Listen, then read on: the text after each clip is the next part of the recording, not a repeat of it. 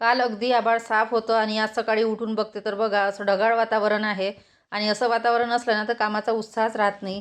त्यानंतर इथे तुरीच्या शेंगाचे दाणे काढले आणि हे काल प्रसादामध्ये मिळालेले फळं काल एका कार्यक्रमामध्ये गेलो तर तिथे पुजाऱ्याने दिले. त्यानंतर इथे चहा ठेवला, चहा घेतला आणि नंतर ही रांगोळी कालचीच आहे. ते काही मी मिटवली नाही, मला चांगली वाटली म्हटलं राहू द्या. आणि करायचे होते आप्पे, पण आप्याचं जे बॅटर आहे त्याचेच मी आता इडल्या करून बघणार आहे फर्स्ट टाईम. कारण 5-6 प्रकारच्या डाळी आहे, यामध्ये उडदाची डाळ अजिबात नाही.